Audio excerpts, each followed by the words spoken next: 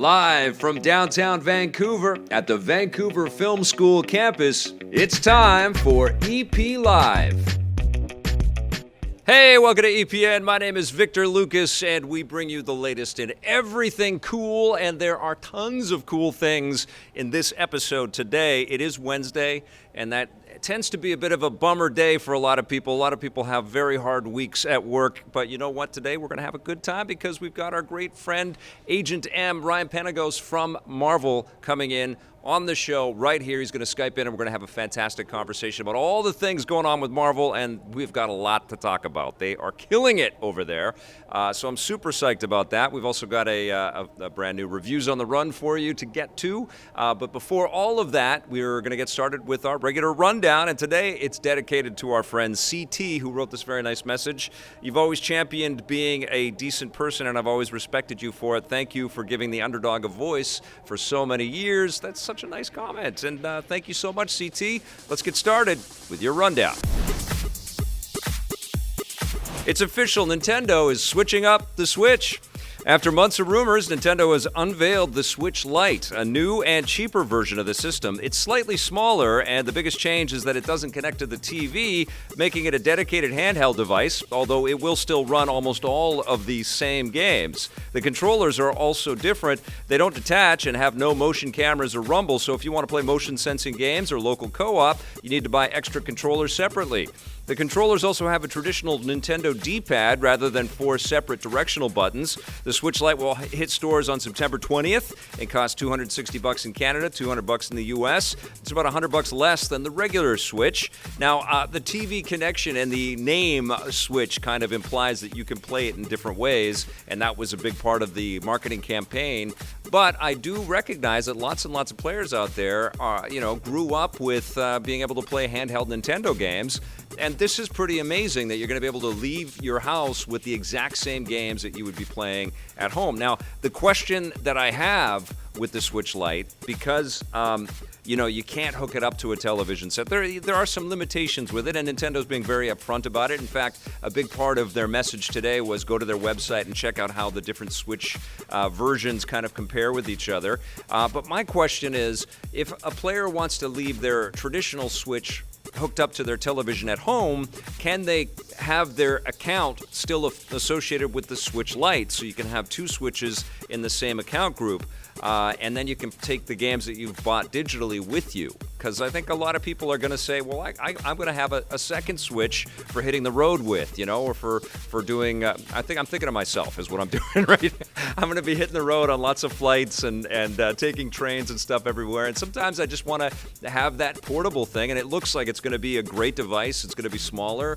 Presumably, they have learned some pretty significant lessons in the last couple of years since they launched the Switch, so probably the internal circuitry is going to be that much faster. I don't know if it's going to be a more robust system. There are a lot of questions left to be answered, but my big one is, can you port your account to both machines if you happen to want to have a couple of machines? I think that's a pretty important step forward for Nintendo. They haven't been able to do that in the past with their other consoles, so this would be a major new way for them to conduct their business, but I think it would be an appropriate one. I also think that this Switch is a pretty great starter machine for young Nintendo fans out there too. The price is pretty decent for the caliber of gameplay that's included in the Switch family of systems, which they're calling now, which does kind of suggest that there might be more added to that family.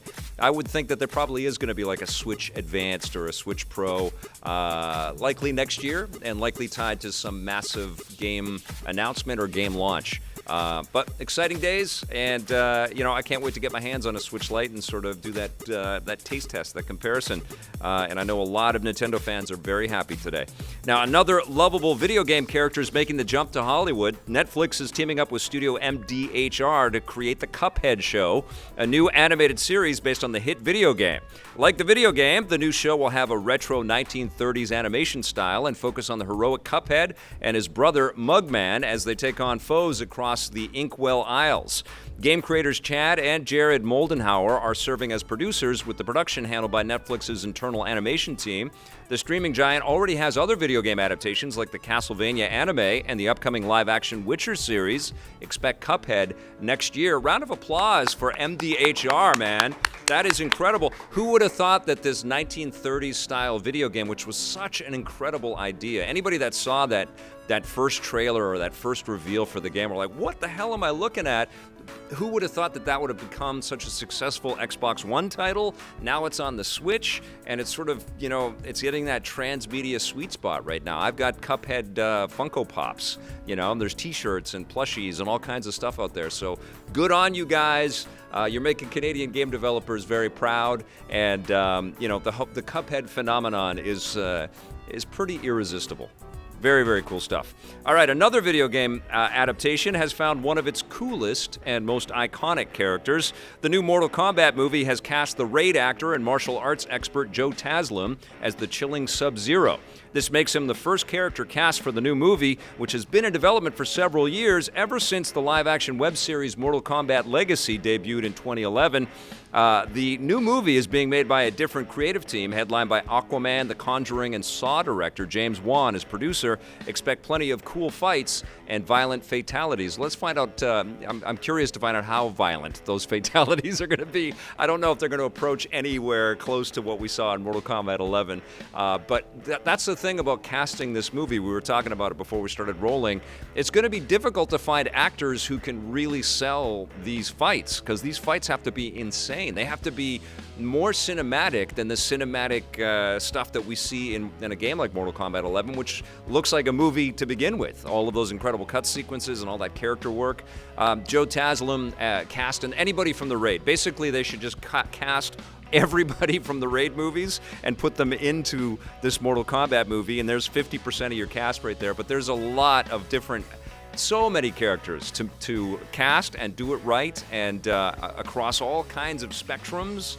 There's lots of older characters, and of course now they've played with time travel and stuff in the mythology of Mortal Kombat, so we can have some 90s style versions of these characters, and then they can be a little bit older. It's gonna kind of make your head numb thinking about who's right for this movie. And in fact, I challenge you in the comments or in the chat today, give me some cast ideas for different characters that you know from Mortal Kombat. Let me know what you think. I don't think these producers are going to have an easy time filling this. And that's what it's really all about. We got to believe these actors in these roles. They got to convince us as fighters, and they have to be good actors. But my fingers are crossed. I hope it's a blast. All right, now Amazon is working on a massive new Lord of the Rings TV series. We're going to switch it over the other way, but that's not the only new adventure that they're planning in Middle-earth. The tech giant has announced that they're making a new Lord of the Rings MMO to go alongside the new series. Like the show, the game will explore events not just from the books and existing films, but also from Tolkien's Second Age thousands of years earlier, which means we'll be seeing new characters, locations, and storylines. The new game will obviously be separate from the existing MMO Lord of the Rings Online, which was released back in 2007 and made by an entirely different publisher. No word yet on a release window. Yeah, this is not too much pressure there, Amazon. You've got to make us a show that competes with what Peter Jackson did with the Lord of the Rings films, and now you've got to make us some awesome games as well. Good luck with that.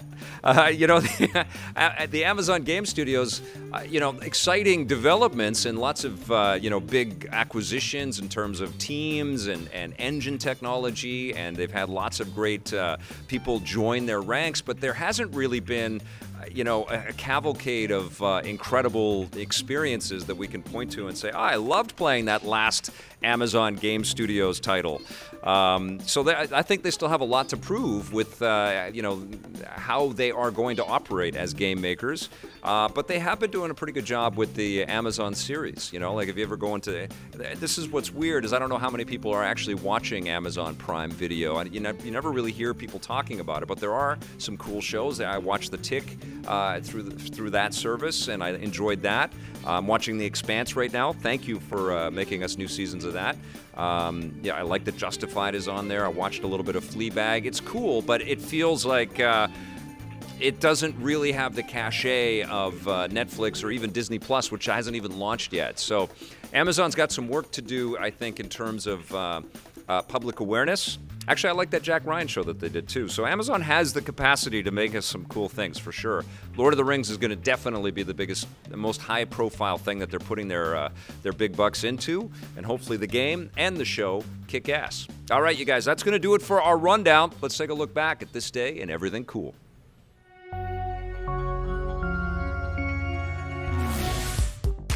Welcome to This Day and Everything Cool for July 10th. I Heard You Were Dead. On this day in 1981, one of the coolest action movies and coolest action movie heroes debuted in theaters. John Carpenter's Escape from New York hit theaters across North America, starring Kurt Russell as the legendary badass Snake Plissken. The story takes place in the not-too-distant future of 1997, when New York City has become a walled-in maximum security prison for an oppressive police state. Snake is forced to go into the prison in order to rescue the President of the United States, who crash-landed. The film, like a lot of Carpenter's other work, contrasts the bleak story and visual style with cool action and characters, making it a fun yet slightly depressing experience. It's also worth pointing out that a lot of the visual effects in the film, which were produced on a shoestring budget, were created by a young special effects artist, James Cameron, who went on to direct The Terminator a few years later. Escape from New York became a moderate success in theaters, but eventually established itself as a cult classic on home video. Today, it's remembered as one of the finest films in the genre.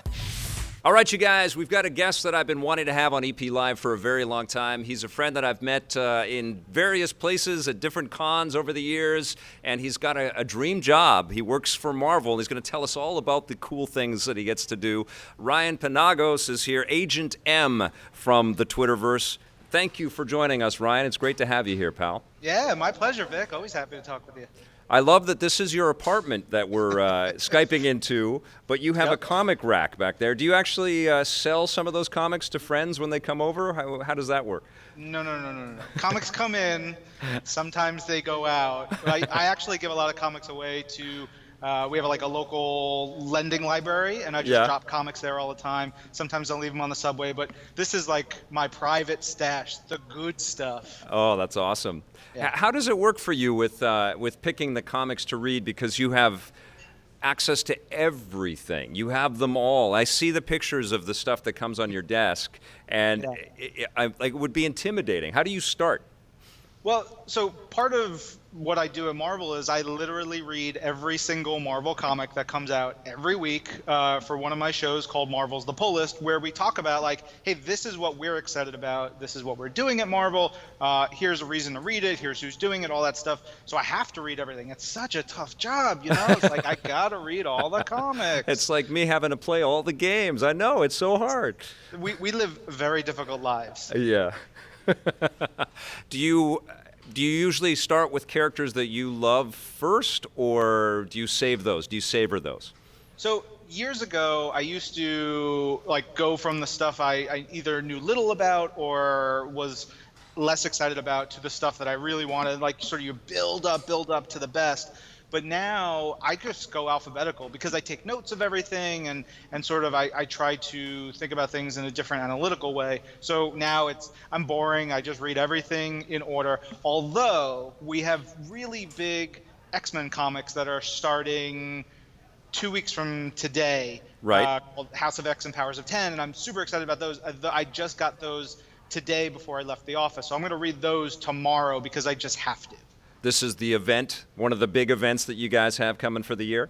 Yeah, it's just sort of it's a whole big thing about the X-Men, and it's been in the works for a while. And, you know, it's written by Jonathan Hickman, who wrote a story called Infinity. He created the characters, the Black Order.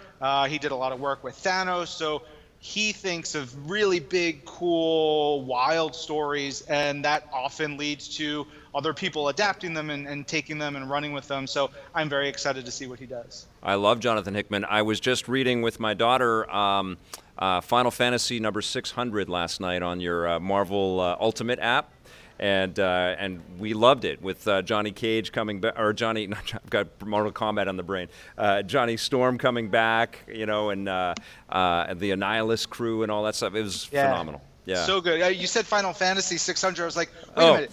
Do we So do Final Fantasy comics? And I've this just is- been missing out. You meant This Fantastic this Four. is my problem. I'm mixing all my worlds all the time. I saw Spider-Man again today, and I've got comics and games. But no, Fantastic Four, Yeah. number 600, which was a great issue. So And good. that app, the Marvel Comics Unlimited, is unbelievable. What a gift! Thank you for the cheap plug. I appreciate it. 25,000 comics and growing every week. It's incredible. And my kid, who I have gotten it, she's only 7, so we started reading like My Little Pony and things like that. But she is a comics fan, and so she saw me reading a Spider-Man book, and we just jumped in and read through some of the Dan Slott stuff, and then he was getting the Fantastic Four outfit on, and so we sort of did a little dovetail into the Fantastic Four stuff, and that's what that app allows you to do. Have y'all read Unbeatable Squirrel Girl together? No. 1, she's Canadian. Yeah. 2, she's awesome. It is one of my favorite books that we put out. We see so many young fans, both boys and girls, families reading together, so many young cosplayers who check out Unbeatable Squirrel Girl. There's so many little jokes and details, and it's like one of those books that, as a kid, it's going to change the way you think about comics. As an Fantastic. adult, there's so much to love. Well, I'm definitely going to put that on my list. Let's talk a little bit about some of the comics that are sort of happening right now and coming out through the summer. You've got War of the Realms Omega. What is that one all about? So War of the Realms was, so I'm sure everybody who watches EP loved Marvel Studios' Avengers Endgame, and there's that giant fight right at the end, like that giant battle. Yeah. War of the Realms is kind of that level of epicness. It's all these worlds coming to Earth and saying, we're taking over, and then it's Thor and all the Marvel heroes stopping them. And it's beautiful and it's amazing. It's Jason Aaron, Russell Dodderman, and Matthew Wilson. And so Omega is the coda to that story, and it sets up Jane Foster as a new character. It sets up Punisher going after and literally just going on a kill spree to hunt down the remaining villains that are left. And it's got a bunch more. Loki is now the king of Jotunheim, so it sort of sets all that up. That's amazing. I think a lot of people are obviously being introduced to the Marvel Universe through the movies, and everybody is, marveling. I'm terrible with the puns. About the idea that there's all of this crossover and there's so much intelligent, threading from plot to plot, from movie to movie. But Marvel, as a comic series and as a brand, an imprint, has been doing that since the beginning. You would always have, and I think DC did it to a degree, but Marvel has always had their heroes cross-pollinating and popping in interesting different places all the time. Yeah, I mean, we're celebrating our 80th anniversary this year, so we go way back into 1939, and even in the early 40s, right around that time, we didn't have the Fantastic Four, but we had Namor the Submariner, we had a Human Torch, and there's some wild issues, even back then, where they would fight. At one point, there's like a rampage in a zoo, and Namor stops an elephant from trampling a baby, and then he's like so annoyed at himself for helping the humans that he tosses the baby at the people, and then the Human Torch, in a separate story, is following after him, and it's this really interesting thread of the repercussions of one story and the sort of follow-up from another, and they were doing this in the 40s. That's incredible. Yeah, and you can feel it. I mean, it permeates through the movies for sure. The other thing that Marvel is doing is the revitalization of the Star Wars line of books, and I've read a bunch of them. I love it's Dr. Aphra. Dr. Aphra, yeah. Yeah, she's one of the coolest characters that's been introduced through the books. I don't have time to read every single thing like you, but when I dive in, it's like, wow, I really feel like I'm watching a Star Wars movie. There's a real connection to it all, and it's all part of the lore now, right? It's all part of the canon. It's all canon. What's special about 68, Star Wars 68? Yeah, so Star Wars 68 was actually what I was going to talk about, because if you're talking about books that feel like the movies, 68 is, we have a new creative team, and we've been doing Star Wars now for 5+ years. 68 is by Greg Pak, who he has done a bunch of amazing work. Planet Hulk, he was the writer on that. And Phil Noto, who is one of the most masterful comic book artists in the world. The two of them together, they're telling a story now in the lead up to Empire Strikes Back.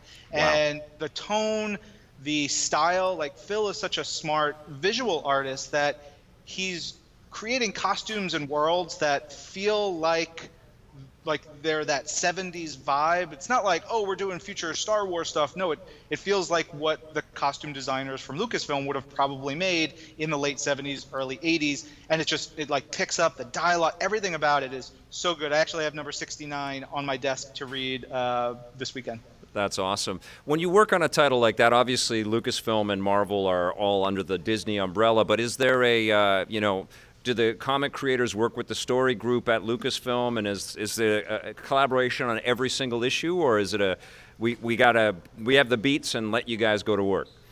I think they work really closely together. Do you know Matt Martin, who's on the story group? Matt's been at Lucas for so long, and he's doing really cool stuff now. Have you played Vader Immortal? Yeah, I met him through that. Yeah, incredible. Yeah, dude, good. And I've known Matt for so long.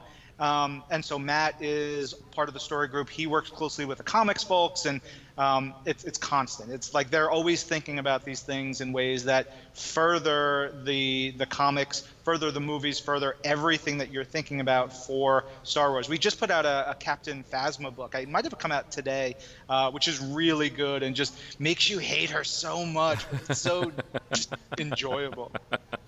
You have a book listed in a list of some of the things that we were going to talk about today. The history of the Marvel Universe. What is that all? I mean, is this like for the people that are brand new to Marvel to get the whole deep dive? What's that all about? It's for everyone. So it's written by Mark Waid, who Mark Waid is a legend in comics. And he's one of those dudes, every time I talk to him, he knows he's one of those, like, there's like 5 or 6 people who I can ask any question about Marvel history, he's gonna know it. Wow. And so this is the perfect book for him. He's writing it, and the artist on it is one of the most mind-blowing, amazing, one of my favorite artists named Javier Rodriguez. And the two of them are doing really beautiful stuff, and it is literally telling the history of the Marvel Universe. Wow. In this prose style that it's like 6 issues long. It's really beautiful. It is perfect for someone who just wants to like learn about Marvel history. Yep. And it's also perfect for me, who's gonna inevitably find stuff that I didn't know about, because you have a guy like Mark who's gonna pull in little threads and bring it to the fore.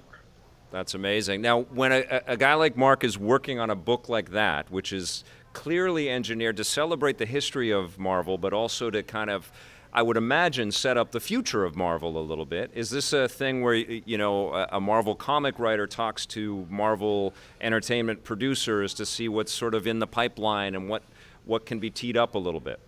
So, one of the brilliant things that we've been doing for a long time here at Marvel is we have editorial summits. So 2, sometimes 3 times a year, it's usually twice a year, the publishing team at Marvel Comics, they come together. It's all the editors. Then they fly in about 5 to 12 of our writers. And so it's guys like Jonathan Hickman, Jason Aaron, Mark Waid, Kelly Thompson, so many people. They come in together. Then you have people like me who get to sit on the sidelines and like learn about everything. You have people from Marvel Games, people from animation, people from all different parts of the company to sort of say, okay, you watch them over the course of a couple days, build the future of Marvel Comics. Literally, they go out as far as like 2+ years, while at the same time talking with and thinking about the implications for everything that's going on in all the other parts of Marvel. So there's a synergy, but also an organic storytelling that comes through all of this. That's amazing. I love what you guys are doing with Star Wars, and this like just makes my mind explode with the idea that, and I know you have long-running existing franchise characters that have had series for a long time, and sometimes you reboot them. Do you also have MCU series in comic form that pick up from, like, let's say Captain Marvel from the movies, but then you carry on with that sort of iteration of Captain? Do you also do that kind of thing as well? We do it a little bit. So we do some adaptations, and then for some stories we'll add in new scenes, and there are things based on, maybe there were script pages that weren't in the final film, cool, but make sense, and we can tell that story in the comics. We have a lot of those, and we've been doing them for a long time. It's a little bit here and there. Sometimes you'll find, I think there was around Civil War, if I recall correctly, there were some extra scenes that we did in the comics that are, we look at as canon. That's amazing. It is incredible how much everybody is learning and working together at your company, and it's so clearly evident, whether you're watching a Marvel show or reading one of the books or whatever, or playing the games now. It's amazing stuff. You've got a Loki #1 come. Is it out now, or is it coming out? So part of the thing that drives me nuts is I read everything, and we record our shows in different times. Sure. So sometimes I read books that are coming out in like 3 weeks, like well ahead of time. So I think Loki is out next week. Okay. So yeah, Loki #1 is out next week. Okay, what's really going on there? Daniel Kibblesmith is the writer, and Daniel, he actually writes for The Late Show with Stephen Colbert, which is really fun. Awesome. And he's great. Oscar Bazaldua is the artist on it, and it's basically Loki's now kind of a good guy. He's helped really save the world in War of the Realms, and so now he's king of the Frost Giants, and he's pals with Thor, but he's kind of a guy who's like, yeah, but I still like causing a little chaos, or I have questions about all of this. And so there's a lot that happens out of it. It's really good. Fantastic. I want to talk a little bit about the Runaways, because I read the run when it first came out, or I read the Collected when they were all in sort of the mini format. It was a great format. Yeah. And I've heard the show is great. I haven't watched the show yet. But what's happening with the series now, and should people jump in with current issues of the Runaways, or should they start right from the beginning? So there's a current run. We're probably issue 22 or so right now, and it's written by Rainbow Rowell, who's hugely famous YA novelist, and she's amazing. Cool. And it's drawn by this gentleman, André Genoulet. It's a great idea. Explain what the Runaways is, just in case people don't know anything about the Runaways. Yeah, so the Runaways is a group of kids who sort of grew up together. Their families worked together, and so they knew each other because of their parents. They find out one day that all their parents are supervillains, and in the comics, they're supervillains trying to bring forth essentially apocalypse. They're like worshiping these elder gods called the Gibborim, and they're doing sacrifices and all this stuff, and the kids are like, this is terrible. So they rebel, they run away. And so we've been doing that for years. Joss Whedon has done a run on it. It's been, really cool. But now Rainbow came on, and it is, I think it's my favorite run of all the series that we've done from Runaways. It's just so smartly done. There's really interesting developments for the characters. The art is drop dead gorgeous. And if you have Marvel Unlimited, the first 15 or so issues are all up on there, so you can catch up real quick. And I recommend those. Those are phenomenal. Ryan, when did you start at Marvel? October 30th, 2006, so almost 13 years ago. Okay. Because there is some symmetry here with our careers, because, and I've never really talked about this that much, about what was happening with EP, because we transitioned from a weekly video game show to a daily sort of cross-threaded entertainment show about the sort of geek culture out there. I used to say it was like we used to do E3 every week, and then we did Comic-Con every day, is kind of how we pivoted. Yeah. But you started at Marvel just as Iron Man was coming together, and the machine around, the explosive machine, and it wasn't owned by Disney back then, so it was a totally different company.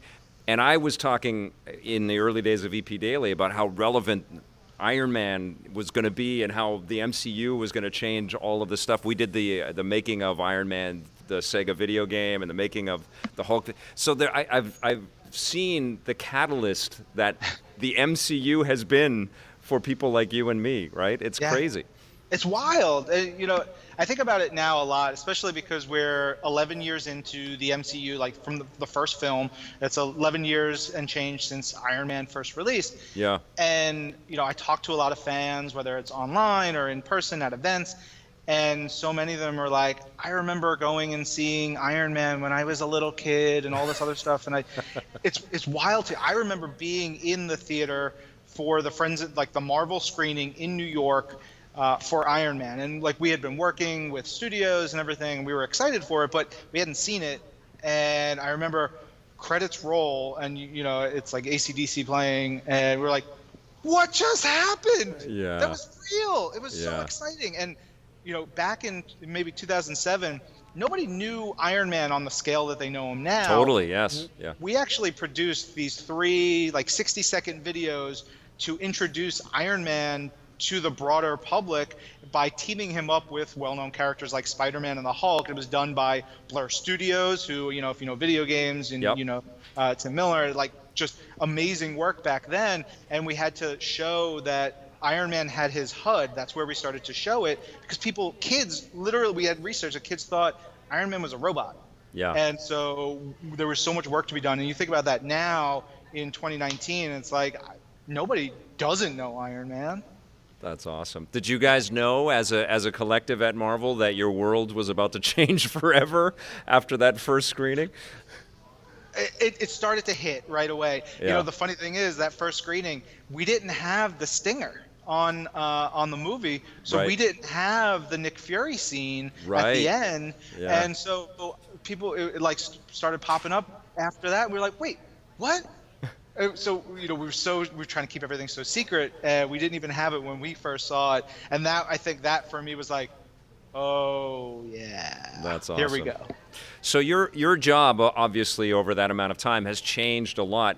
You're a media host, and you host a lot of programming for Marvel. But what is your title? What is your specific role at Marvel? Okay, it is very.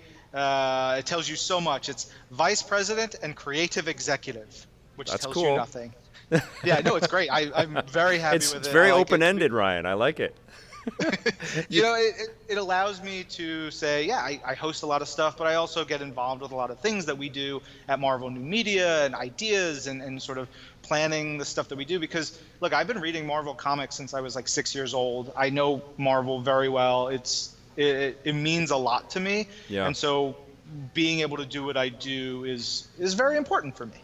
You've also been able to be in this really cool position of being on the red carpets and visiting the sets and the studios as a lot of these things have come together. You know, I know you're going to have too many stories to kind of recount everything here, but do you have a few favorite moments or encounters with cast members that are your favorites? Yeah, so we recently had Clark Gregg come to the Marvel offices in New York. We were doing an episode of my show, This Week in Marvel, Yep. and we were supposed to talk about Agents of S.H.I.E.L.D. and all this stuff, and I was just like, Clark, it's our 80th anniversary. I want to talk about some of our favorite memories. And I recounted to him when we were on the set for the first Marvel's Avengers film. It was in New Mexico. It was a great set visit. I remember being in a van going to set, talking with some of the journalists, and they were telling me about this Game of Thrones thing that was going to be really big, and they were really excited about it. And so we go out one night. We had been at the set. It was really cool. And we go to eat dinner. It's like 20, 30 journalists and press people and all kinds of staff. And Clark Gregg comes into the same restaurant because it's a very small town where we were filming. Yeah. And so he's like, I'm just going to sit and eat with you guys. And so Clark Gregg sits down for like this long 2-hour dinner, just Nice. talking and hanging out, because he's a big old geek. He's a huge Marvel head, and he loves film. He loves everything that we all love. He's one of us. And so that, like, humanizing of this person who had been in several films, who was such an important part of this film that we were working on, that was really cool. That was a lot of fun. Have you encountered, a lot of fans on the, that are playing these heroes? Like, were they huge comic fans and they knew all of the stuff before they got the roles? I can't imagine all of them are like that, but are you finding some of them that are just overjoyed that they get to play these characters? I mean, overjoyed for sure. Yeah. I talked to a guy like Dave Bautista. Dave is one of my favorite people. He is so great. You know, he just, like, I remember walking around the Marvel offices with him a couple years ago, just being like, yeah, so I'll give you the tour. We'll walk around. I was like, I remember reading this when I was a kid, and there's this big poster of all these characters, and he was like, I loved this, and we were asking questions, going back and forth. He's like, oh, naming this character and all this stuff, and it's just like the joy and the love was, for him, is so true. And it's like you said, varying levels. Some actors know their stuff from being a kid. Some of them got into it because of the other movies, which Yep. I think is such a wonderful thing as well. I've loved seeing Chadwick Boseman's reaction to the responsibility of playing Black Panther, and Brie Larson to a degree too. Like, it's really cool to see, like I take my kid to Disneyland sometimes, and just to see the different types of people wearing the costumes and the outfits, it's amazing, man. Marvel is spreading its reach everywhere. Have you ever seen? There's a great video of Captain America at Disneyland, the gentleman who was the character there, and a young man comes up, probably a child comes up, and he was deaf. And his parent was doing ASL with him, and the Captain America starts signing to the kid. Oh my God! And it's just like, that's incredible. Just Niagara Falls, the greatest moment in the world. Wow. Yeah, and I know that Star Wars Land has just launched, and you've been. I haven't been yet. I haven't been. Oh, you haven't been? Okay. I've been so busy. I haven't been yet. I'm dying. I can't wait to go too, but I know that they've broken ground, or they're starting the Marvel Land, whatever it's going to be called. So that's going to be wild when all of those attractions are put together too. You have no idea. Oh, I can't say a dang thing, or else I'm gonna get a sniper come through the window. This is the thing with Ryan. He knows everything. He's got all the secrets. He knows all of what Kevin Feige's going to go up on stage and talk about with MCU or for Phase 4.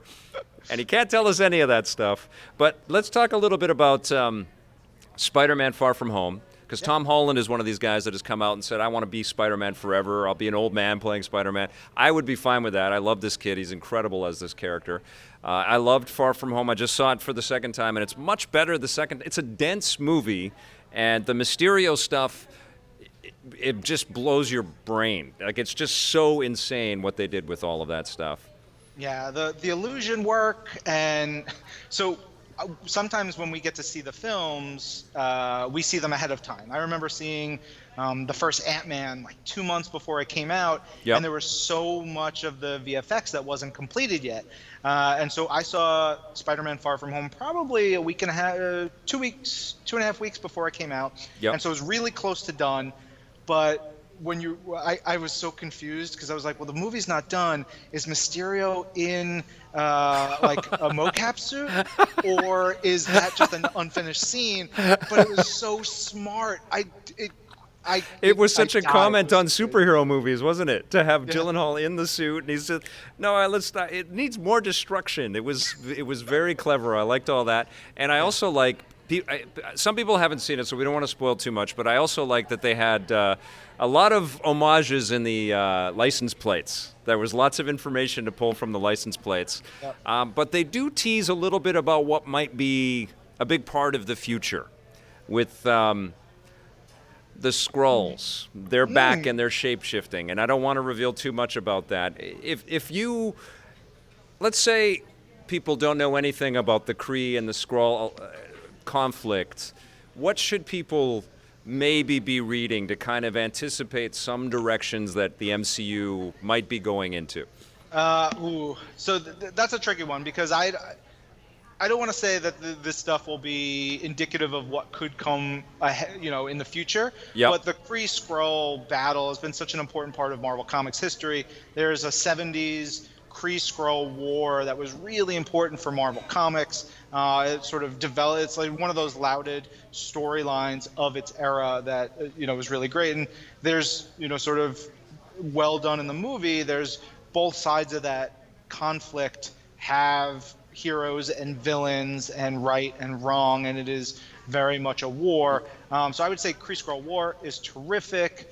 Secret Invasion was great, just for a pure Skrull story about them infiltrating and who do you trust and that kind of stuff. I love that. And the Kree has been around for so long. We've seen members of them in Guardians of the Galaxy and in other movies, Captain Marvel, of course. You can find so much cool Kree stuff. And there's, and this is just from me, as a fan, just reading deep, because I haven't read all of these comics yet myself either, but just to read the depths that this Kree-Skrull relationship goes, it's very intriguing, and there's a lot to mine there, if that is the decision. What I love about the MCU is that there is a lot of head fakes. There's a lot of, secrets, like what they did with the Mandarin. There's a lot of stuff, which I love, by the way. I love that in Iron Man 3.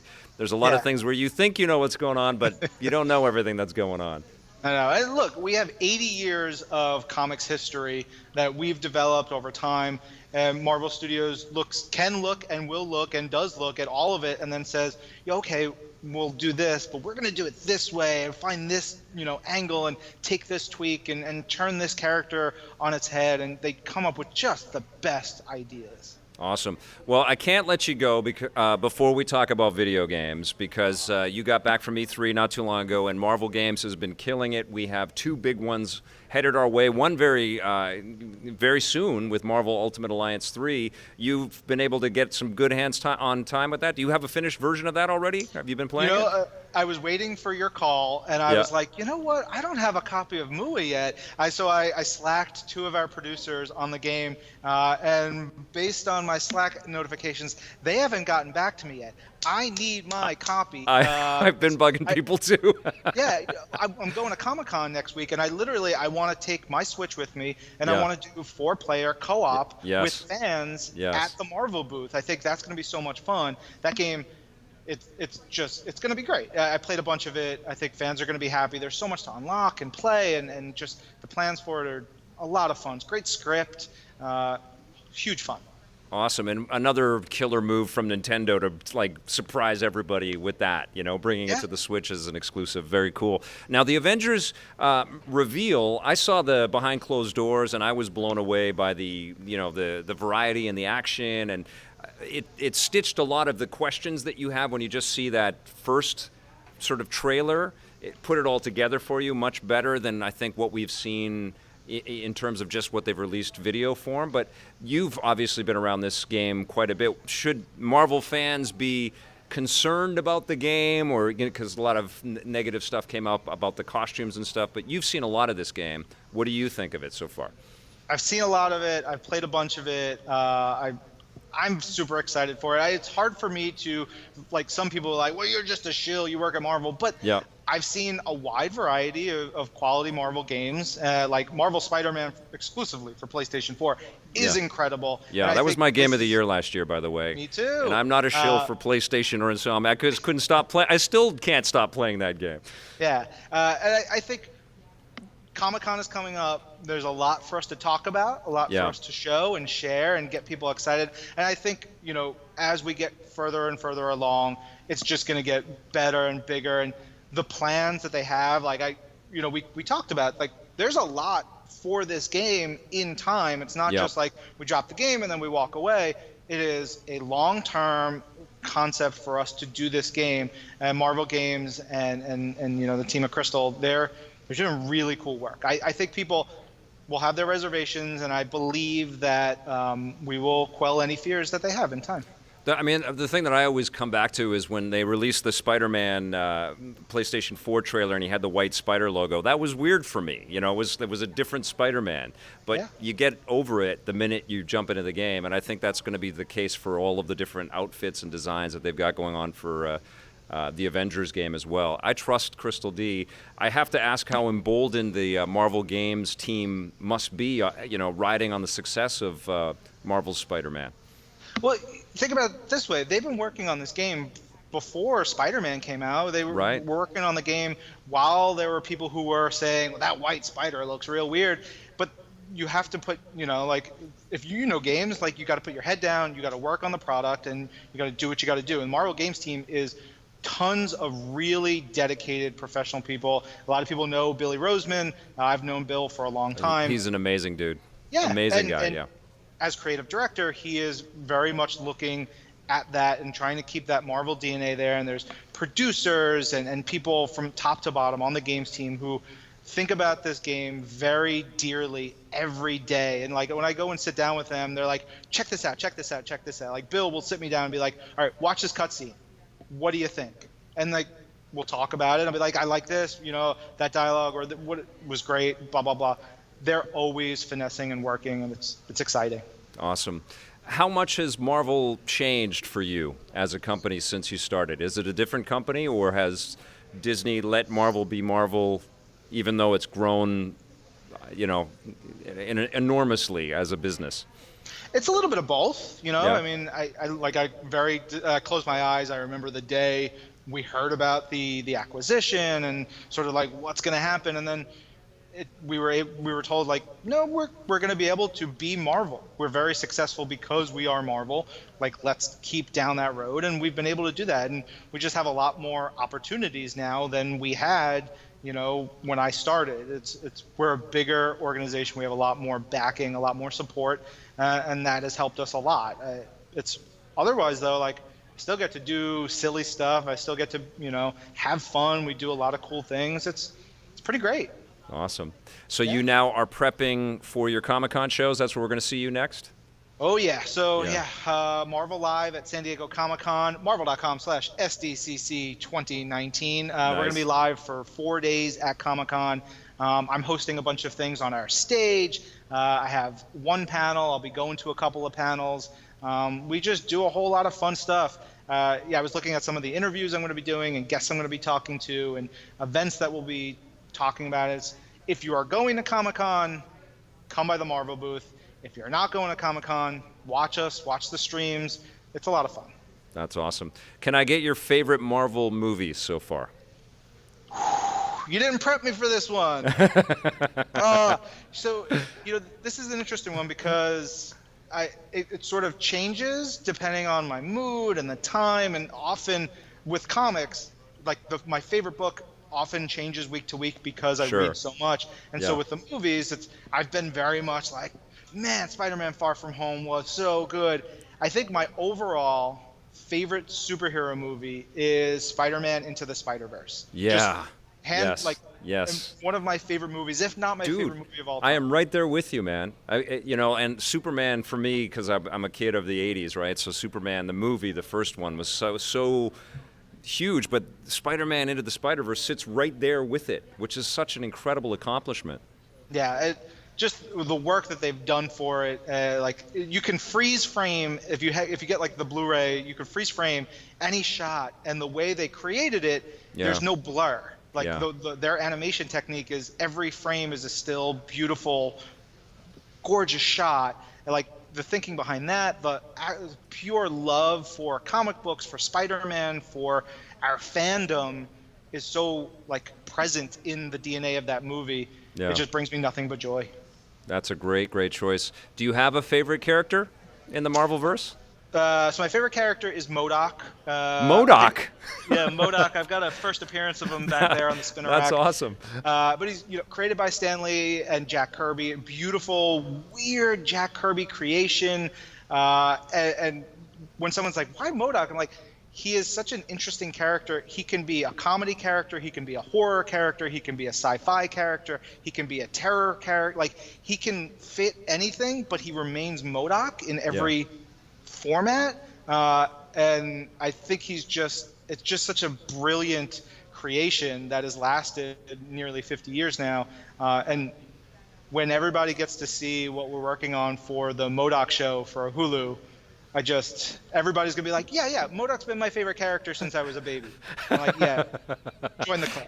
And the last thing I have to ask is, you were recently on a cover of a Marvel comic book. What was the comic? It is Moon Girl and Devil Dinosaur. I have a couple copies back there. Moon Girl and Devil Dinosaur issue. Moon Girl and Devil Dinosaur. Yeah. Which is real fun. Who knew that would happen? Honestly, how does that feel to be on the cover of a comic at a company that you probably dreamed one day you might get a chance to work at? It feels amazing. It's like it is a dream come true. We've only had like photo covers for main covers or actual humans on covers less than a dozen times, and I'm one of them, so it means so much. That is awesome. Well, it means a lot that you joined us on EP Live today, my friend. Thank you so much, dude. Thank you. My cat Mimi says hello. She just jumped on my lap. Hi, Mimi. Vic, you got to come to New York. Come by the Marvel offices. We'll do some stuff there. I absolutely will. Next time that I'm out that way, I'm going to reach out to you for sure, my friend. Thank you, Ryan. Have a great night, and we'll see you at Comic-Con. All right, you guys, I've got a look at Bloodstained right now in our reviews on the run.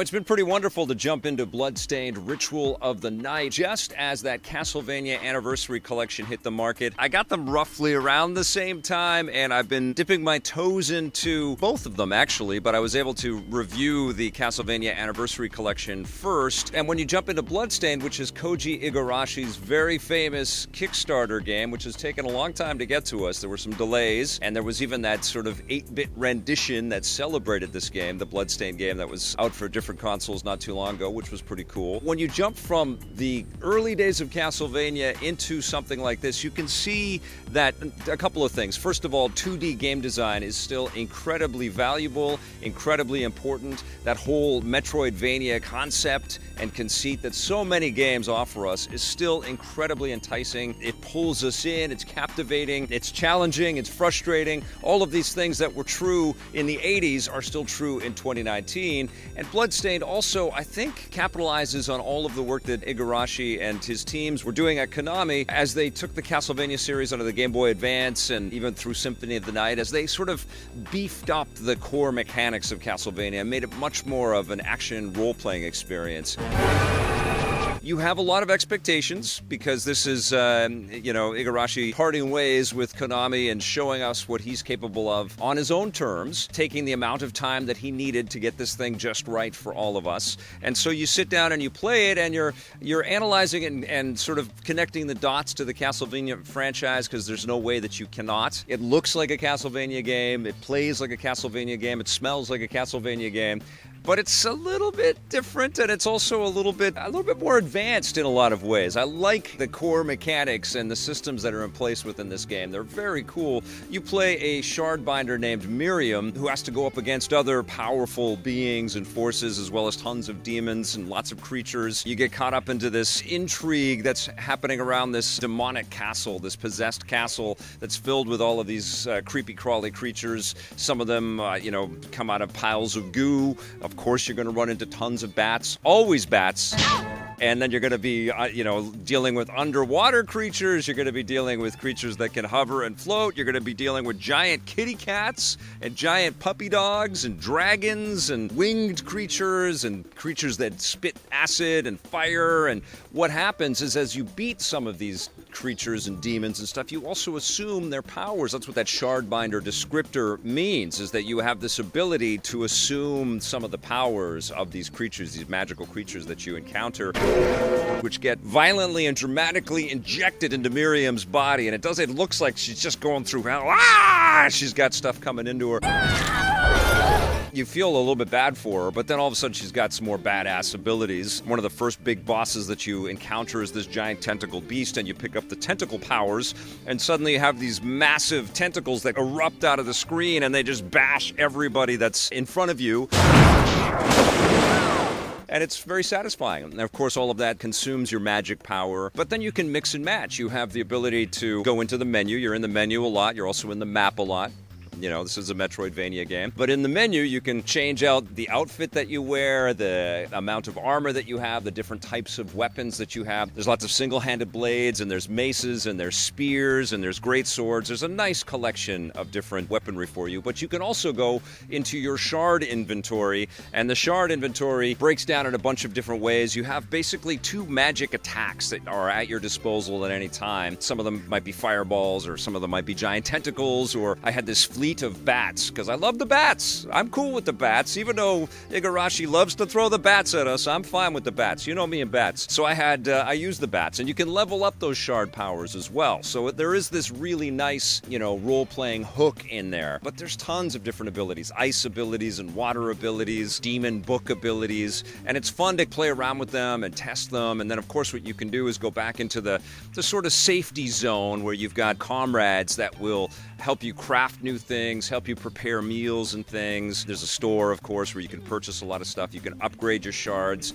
and so your powers become much more substantial. You also have the ability to collect little allies that will fly around with you and dole out some damage alongside of you, and you also have manipulation shards, which allow you to deal with obstructions that might be in your way and use some magical powers to grab something and move it out of the way. And of course, you've got all kinds of different abilities that are unlocked the further into the map that you can get that will help you with traversal and help you find all of these areas, which at first are, we know the drill. They appear to be blocked off. They appear to be impossible to get through or get around. And then, aha, you've defeated somebody, or you found this little chamber or something, and suddenly you have the ability to backtrack and go back in there. And that's the whole charm. And the way that you can backtrack is also really cool. You find these stained glass, I guess they're windows or portraits. You activate them and you can warp to each of the specific zones across the map.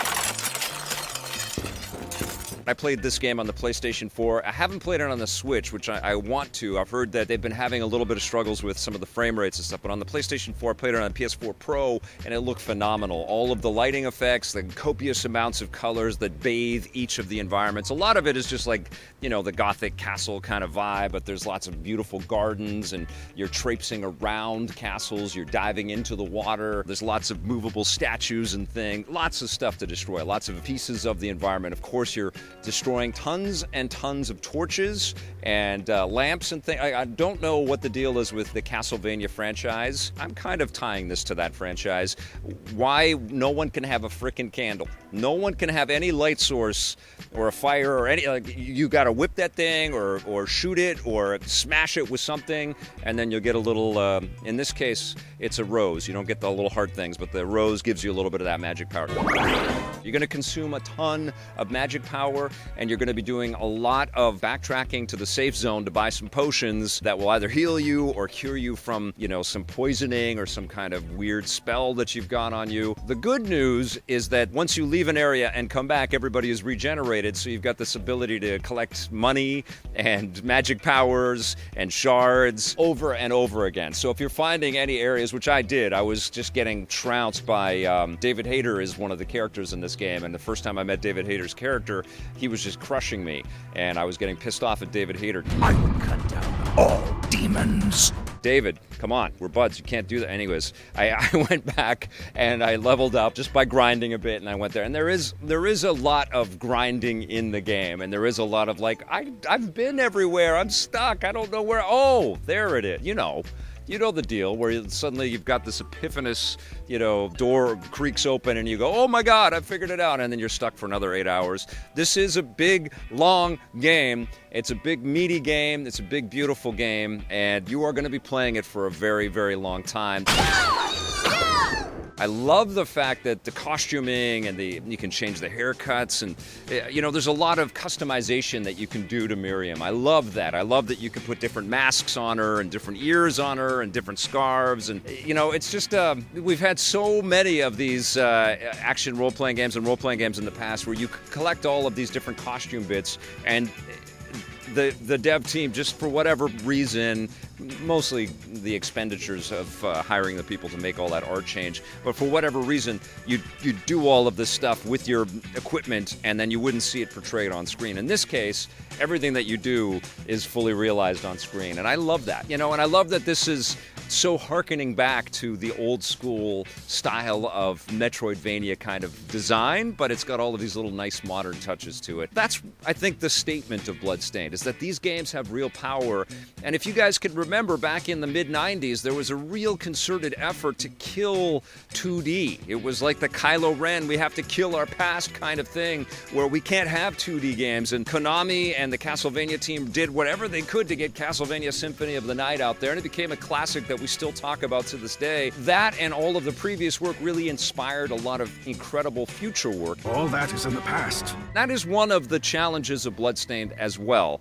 It does two things. It solidifies that it's not a genre. This style of game is vital and valuable and still worth pursuing and worth enjoying today and for every day forward. But it also has opened the door to lots and lots of variations of a theme. There are more than enough Metroidvania experiences out there. And so there's an inescapable been there, done that vibe about this game. And it's not like, oh my God, I've never seen anything like that. It doesn't ever present itself like that. Did it detract from my enjoyment of it or my obsession with it or my addiction to it? No, it did not. I was fully on board with all of this. I love the music, I love the art, I love the mechanics and the systems. I love the surprises and the challenge. I would say that fighting the creatures, they felt more like just obstacles and less like real fights and enemy, you know, and even the boss fights weren't that engaging or that mind-blowing, but they were fun, and it was so fun to power up and level up and to build my munitions and to handle some of the side quests and get the benefits of that and craft my new weapons or my new potions and find ways to kind of figure out the intricacies of the game and to beat the game. It's just fun to play this thing.